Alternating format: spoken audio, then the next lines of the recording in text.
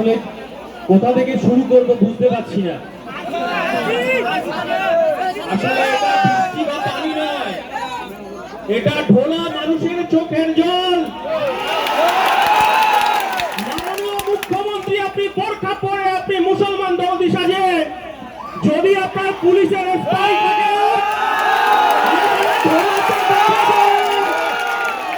ঢোলার মানুষের বুকে আগুন জ্বলছে। ডায়মন্ড হারবার মথুরাপুরে কাউন্টিং সেন্টারে ভোট লুট করে জেতা যায়। আমার যে ভাই আবু সিদ্দিককে খুন করে আইএসএফ কে শেষ করা যাবে না।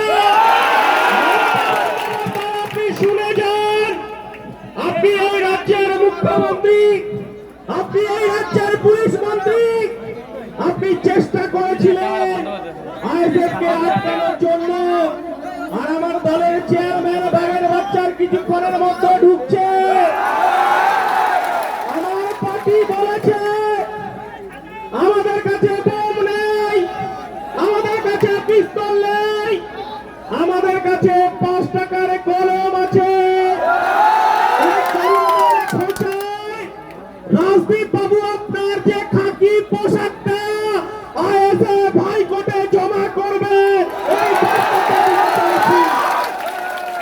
কিন্তু আমার ভাইদের কাছে অনুরোধ, মমতা বন্দ্যোপাধ্যায় 2023 সালে যে আগুনে প্রথম হাত দিয়েছিল, নওশাদ সিদ্দিকী সহ আমাদেরকে 88 জনকে গ্রেফতার করেছিল, সেই রাস্তায় মমতা বন্দ্যোপাধ্যায় আর হাঁটবেন না।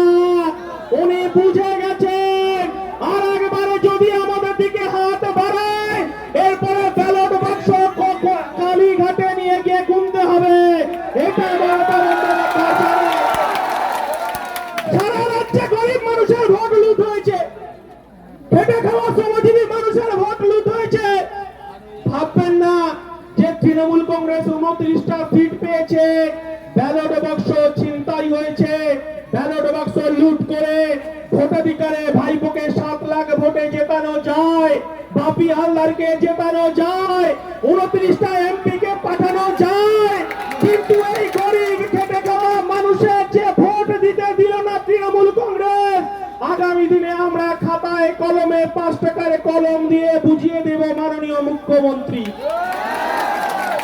মাননীয় মুখ্যমন্ত্রী, আপনাকে বলছি, বামফ্রন্ট সরকার মধ্য গগনে চলছে। বুদ্ধদেব ভট্টাচার্য মুখ্যমন্ত্রী, আমার আজকে যে চাচা আছেন, যিনি সন্তানকে হারিয়েছেন, তার বুক ফাটা আর্তনাদ, তার চোখের জল মমতা বন্দ্যোপাধ্যায় আপনি ফেরত দিতে পারবেন না। সেদিনকে আমরা রিজওয়ানুর রহমানের কথা ভুলে যাইনি। রিজওয়ানুর রহমান অশোকটুটির মেয়েকে ভালোবাসার অপরাধে সেদিনকে আমরা দেখেছিলাম এই রাজ্যের পুলিশ প্রধান ছিলেন জ্ঞানবন্ত সিং।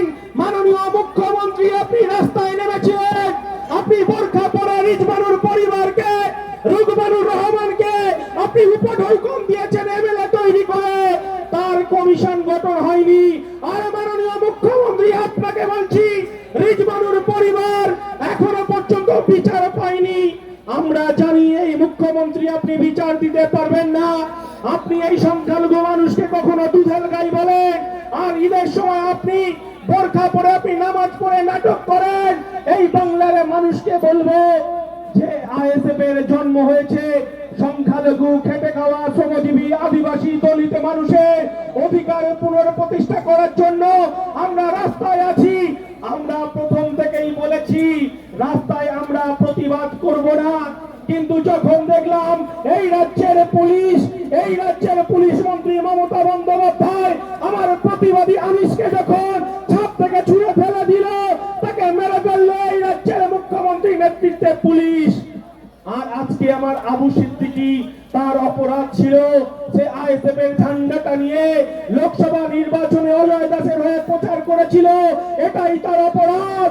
আমি আসার আগে আমাকে আপনারা জানেন স্টুডেন্ট ফ্রন্টের নেতা রাকেশ বেরা প্রতিবাদের আর একটা নাম এই বাংলার শিক্ষা জগৎ।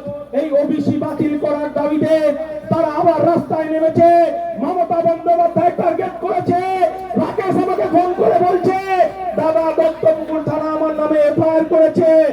আমি বলছি আমার আবু সিদ্দিকী ভাইয়ের পরিবারের কাছে যাচ্ছি, আমার দত্তপুকুরে আসবো, রাস্তায় নেমেই প্রতিবাদ হবে। মাননীয় মুখ্যমন্ত্রী শুনে যান, রাস্তায় আমাদের একমাত্র রাস্তা, এই রাস্তায় থেকেই আমাদের প্রতিবাদের ঝড় তুলতে হবে। কিন্তু ভাই, আমরা আইন হাতে তুলে নেব না। এই তো পুলিশ যে খাঁটি পোশাক পরে আছে, 30,000 40,000 টাকা মাইনে, এদেরও পরিবার আছে, এদের পিছনে তাড়া করে আমাদের লাভ হবে না, ছুঁচো মেরে হাত বন্ধ করে লাভ হবে না। আসল আসামি মাননীয় মুখ্যমন্ত্রী, পুলিশ মন্ত্রী, তিনি এক এক করে আইএসএফ কে শেষ করার জন্য কখনো চোর বদনাম দিচ্ছে, কখনো তাকে চুরি করেছে, কখনো স্মাগলিং করার অপরাধে। আপনি শুনে রাখুন, 2023 সালের প্রতিষ্ঠা দিবস, এই মাননীয় মুখ্যমন্ত্রী আমাদেরকে ধর্মতলায় করতে দেয়নি, সেদিন আমাকে পুলিশকে লেলিয়ে দিয়েছিল, আমাদেরকে লাঠি পেটা করতে করতে আমাদের 42 দিন জেল কাটিয়েছে। আইএসএফ কে শেষ করা যায়নি। আর ঢালাতে যদি একজন আবু সিদ্দিকীকে মার্ডার করে, খুন করে যদি বলে আইএসএফ টাকে তুলে দেব, আমরা সেই সাহস নিয়ে রাস্তায় নামিনি। আপনার বিরুদ্ধে লড়াই নেমেছি, এই সরকারের বিরুদ্ধে লড়াই নেমেছি, মানুষের গণতান্ত্রিক অধিকার রক্ষার লড়াই নেমেছি।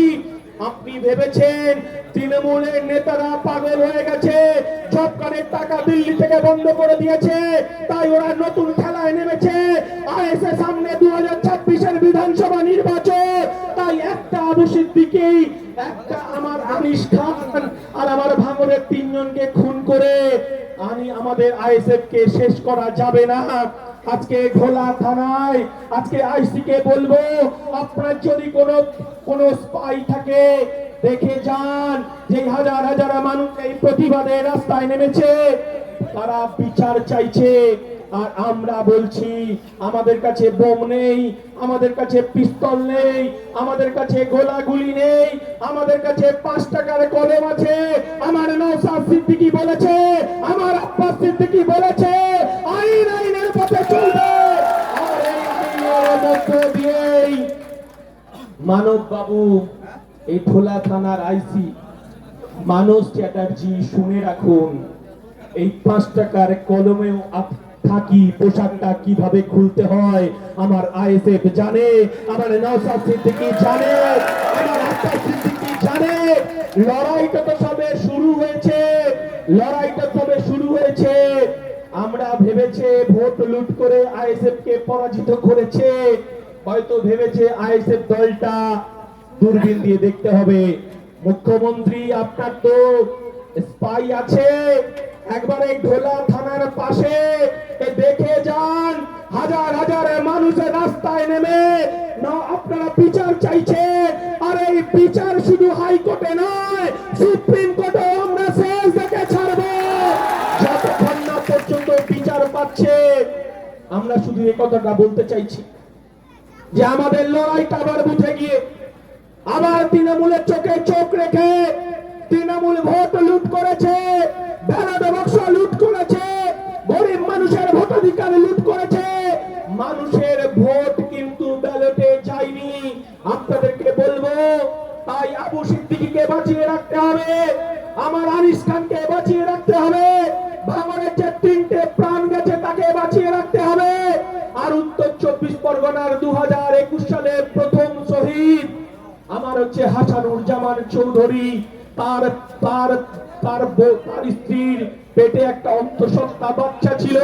এই তৃণমূলে মমতা বন্দ্যোপাধ্যায় প্রত্যেকটা পাড়ায় পাড়ায়, প্রত্যেকটা জেলায় জেলায় একটা করে শওকত মোল্লা তৈরি করেছে, একটা শাহজাহান শেখ তৈরি করেছে।